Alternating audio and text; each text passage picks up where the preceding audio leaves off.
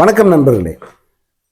விஜய் நடத்திய கிறிஸ்மஸ், அதாவது சமத்துவ கிறிஸ்மஸ் திருவிழா, இந்த நிகழ்ச்சியோட ஹைலைட் என்னன்னா விஜய் பேச்சு அல்ல, அல்லது அங்கே போடப்பட்ட விருந்தும் அல்ல. அங்கே ஹைலைட்டே என்னன்னா ஆற்காடு இளவரசர் அவருடைய பேச்சு தான் அந்த நிகழ்ச்சியோட ஆகச்சிறந்த ஒரு விஷயமா நான் பார்க்குறேன். விஜய் தொடர்ச்சியாக முன்வைக்கிற குற்றச்சாட்டு, இந்த அரசு மீது முன்வைக்கிற குற்றச்சாட்டு என்னன்னா, இங்கு பெண்களுக்கு பாதுகாப்பு இல்லை, இங்க தமிழ்நாடு ஒரு வளர்ச்சி பெற்ற மாநிலமாக இல்லை, தமிழ்நாட்டில் கல்வி அறிவுங்கிறது ரொம்ப கீழே இருக்கு, நிறைய டிராப் அவுட்ஸ் இருக்கு, இப்படியெல்லாம் விஜய் தொடர்ச்சியாக குற்றச்சாட்டுகளை முன்வைக்கிறார். அதுவும் அந்த கடந்த 3 கூட்டங்களில் தொடர்ச்சியாக சொல்றது பெண்களுக்கு பாதுகாப்பு இல்லை. என்ன பாதுகாப்பு இல்லை, என்னதான்டா உன் பிரச்சனை அப்படின்னு கேட்டால் அதுக்கு தெளிவாக அவனுக்கு பதில் சொல்ல வராது. இப்போ உண்மையில் இங்கே தமிழ்நாட்டில் உள்ள பெண்களுக்கு எப்படிப்பட்ட பாதுகாப்பு இருக்கு, மற்ற மாநிலங்களில் என்னவா இருக்கு அப்படிங்கிறத கம்பேர் பண்ணவங்க அல்லது பல மாநிலங்களில் பயணம் செய்தவர்களை கேட்டால் அவங்க தெளிவாக சொல்றாங்க, தமிழ்நாடு அதாவது ரொம்ப ரொம்ப ரொம்ப தூரத்தில் இருக்கு.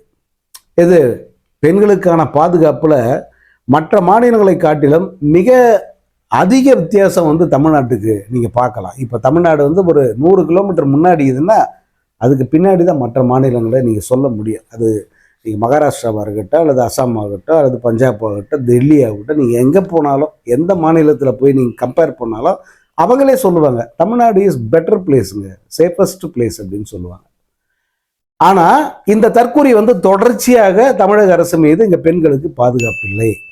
உடனே அதற்கு உதாரணமாக என்ன சொல்லுவாங்கன்னா, அண்ணா பல்கலைக்கழகத்தில் மாணவிக்கு பாலியல் தொல்லை நேர்ந்தது, அதே போல் கோவையில் ஒரு பெண்ணுக்கு பாலியல் தொல்லை நேர்ந்தது அப்படின்னு சில சம்பவங்களை சொல்லுவாங்க. அதற்கு முன்பு அதிமுக ஆட்சி காலத்தில் பொள்ளாச்சியில் நடந்த பாலியல் துன்புறுத்தல்கள் இருக்க வரலாறு காணாத மிக கொடிய துன்புறுத்தல் அது, அதை அவன் பேச மாட்டான்.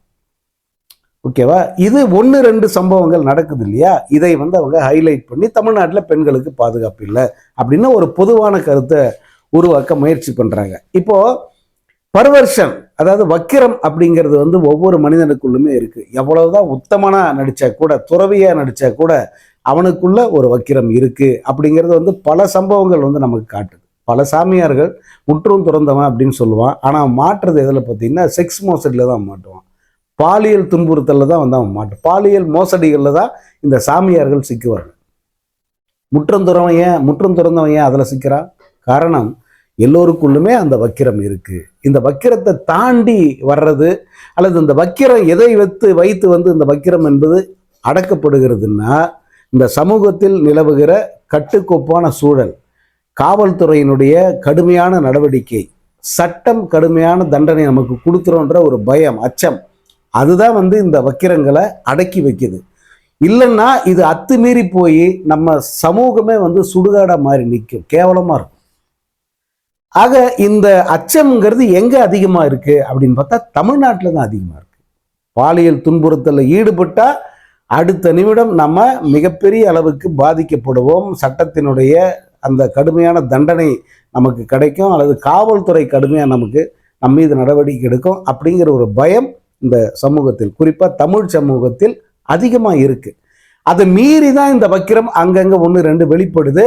இதுல ஒரு சம்பவம் எங்கேயா ஒன்று நடக்குது இல்லை, ஆனால் மற்ற மாநிலங்களில் அது 10-20 நடக்கும். அதோட கம்பேர் பண்ணும்போது நம்ம ஸ்டேட் பாதுகாப்பானது தானே, நம்ம அப்படித்தான் இதை எடுத்துக்கணும். ஆனால் விஜய் கண்மூடித்தனமாக தொடர்ச்சியாக திமுக அரசு மீது அந்த குற்றச்சாட்டை முன்வைக்கிறார். இது பாஜகவும் அதிமுகவும் முன்வைக்கிற அதே குற்றச்சாட்டுகள் தான். ஆனால் அந்த விஜயை முன் வச்சுக்கிட்டு மிக தைரியமாலாம் கிடையாது, அவன் முன்னாடி பேச தைரியம் தேவையில்லை, ஆனால் எந்த விதமான தயக்கமும் இல்லாம இந்த தமிழ்நாடு எப்படிப்பட்ட மாநிலம் அப்படிங்கிறத ஆற்காடு இளவரசர் அங்க பதிவு பண்ணியிருக்கார் விஜயோட அந்த கிறிஸ்மஸ் திருவிழாவில். Our state of Tamil Nadu is the best example of unity. நீங்க எல்லா religion, எல்லா faith, எல்லா creed, we have respect for people. It doesn't mean you are Muslim, Hindu, Christian. In Tamil Nadu, the most important thing is you respect as a human being. there is safety for people, there is safety for ladies, there is safety for children. And I think we are the second largest economy in India. இந்த தமிழ்நாடு தான் பெண்களுக்கு மிக பாதுகாப்பான மாநிலம் அப்படின்னு அழுத்தம் திருத்தமாக சொல்லியிருக்கார். கம்பேர் வித் அதர் ஸ்டேட்ஸ், இந்தியாவில் இருக்கிற மற்ற அனைத்து மாநிலங்களோடும் ஒப்பிட்டு பார்த்தால் நம் தமிழ்நாடு தான் பெண்களுக்கு பாதுகாப்பான மாநிலம். அதிகபட்சமான பாதுகாப்பு இங்கே தான் இருக்குது பெண்களுக்கு அப்படிங்கிறத ஆணித்தரமாக சொல்லியிருக்கார். அது மட்டுமல்ல, மத நல்லிணக்கத்துக்கு இந்த இந்தியாவிலேயே பெஸ்ட் எக்ஸாம்பிள்னா அதுவும் இந்த தமிழ்நாடு தான். இங்கு அனைத்து மதத்தினரும் அண்ணன் தம்பியாக ஒத்துமையாக வந்து நம்ம வாழ்கிறோம். அதற்கான ஒரு உறுதியை வந்து இங்கே இருக்கிற அரசாங்கம் நமக்கு கொடுத்துருக்கு அப்படின்னு எங்கே போய் பேசுகிறாருன்னா, தமிழக வெற்றி கழகம் ஏற்பாடு செய்திருக்கிற கிறிஸ்மஸ் விழாவில் கலந்துக்கிட்டு இதை வந்து அங்கே ஆணித்தரமாக பேசிட்டு வந்திருக்கார். தொடர்ச்சியாக பொய்யை மட்டுமே ஒரு அரசு மீது, ஒரு கட்சி மீது அவன் வந்து சுமத்துறதை பார்க்க முடியுது. இப்போ திமுக தீய சக்தி, இதை சொல்லிட்டு இருந்தது யாரு? ஜெயலலிதா. எதனால தீய சக்தின்னு அவங்க சொன்னாங்களா? சொல்லலை. எதனால திமுக தீய சக்தின்னு திருப்பி கேட்டிருந்தா அதே ஜெயலலிதாவுக்கு சொல்ல பதில் இருந்திருக்காது. இந்த விஜய் இப்போ சொல்றான்ல, அவனை திருப்பி கேளுங்க, திமுகவை தீய சக்தின்னு சொன்னலடா, எதனால இதை சொல்ற? சரியான காரணத்தை முன்னாடி வை பார்ப்போம். இந்த திமுக அரசால, திமுக தலைமையில் தானே அரசு நடக்குது. இந்த திமுக அரசால சமுதாயத்தில் ஏதாவது கெட்டது நடந்துருச்சா? பெண்களுக்கு கெட்டது நடந்துருச்சா? அல்லது வேலை வாய்ப்பு, இந்த இளைஞர்களுக்கான வேலை வாய்ப்பு ஏதாவது குறைஞ்சி போச்சா? இந்த திமுக அரசு வந்த பிறகு வேலை வாய்ப்பே இல்லாமல் போயிடுச்சா? தொழில்துறை நலிவடைந்து போயிடுச்சா? சமூகத்தில் மக்களுக்கான அந்த மரியாதைங்கிறது போயிடுச்சா? ஏற்றத்தாழ்வு அதிகமாயிடுச்சா? இந்த கேள்விகளெல்லாம் விஜய் முன்னாடி வச்சு இதில் ஏதாவது ஒரு கிரைட்டீரியா சரியில்லைன்னு நீ சொல்லு, நாங்கள் ஒத்துக்கிறோன்னு சொல்லி பாருங்க. விஜய் கிட்ட சொல்ல பதிலே இருக்காது. போற போக்கில் அடிச்சு விடுறது தானே தீய சக்தி, தீய சக்தி, தீய சக்தின்னு மாரில் அடிச்சுக்கிட்டு சாவாத குறைய கத்துனான அவனை கூப்பிட்டு வச்சு இந்த கேள்விகளை முன்னிறுத்தி இதில் எது உனக்கு சரியா இல்லை, எதனால நீ தீய சக்தின்னு சொல்ற? இப்போ நான் கேட்குறமே இதில் எல்லாம் ஒரு குறை இருக்கு, அதனால திமுகவால தான் அந்த குறை ஏற்பட்டது அப்படின்னு உன்னால் நிரூபிக்க முடியுமா தம்பி அப்படின்னு கேட்டா விஜய் வந்து அதோட அரசியல் விட்டு ஓடுருவான். அதனால தான் அந்த விஜய் ஏற்பாடு பண்ண அந்த கிறிஸ்மஸ் விழாவில் போயிட்டு ஆற்காடு இளவரசர் அவர் போயிட்டு வந்து இதை பேசுறாரு. அவரை மறுத்து பேச முடியல முன்னால.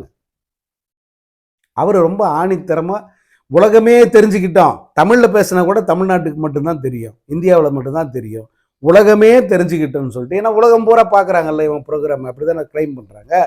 ரொம்ப அழுத்தம் திருத்தமாக வந்து அதை அங்கே வந்து பதிவு பண்ணிட்டார். இப்போ தாவேகா விழாவில் தாவேகா அழைத்து வந்த ஒரு சிறப்பு விருந்தினர் இந்த தமிழ்நாடு அரசினுடைய பாதுகாப்பு எப்படி இருக்கு பெண்களுக்கு, இந்த தமிழ்நாடு அரசு இந்த சமூக நல்லிணக்கத்தை எப்படி பேணி பாதுகாக்குது, இந்த தமிழ்நாடு அரசால தமிழ்நாட்டு மக்கள் எவ்வளவு சந்தோஷமாகவும் பாதுகாப்பாகவும் இருக்காங்க, உணர்றாங்க. இதை வந்து ஆற்காடு இளவரசர் வந்து அங்கே பதிவு பண்ணதை உண்மையிலேயே வந்து இந்த கிறிஸ்மஸ் விழா, அதாவது விஜய் ஏற்பாடு செய்த கிறிஸ்மஸ் விழாவுடைய ஆகச்சிறந்த ஒரு பகுதியை வந்து நான் பார்க்குறேன்.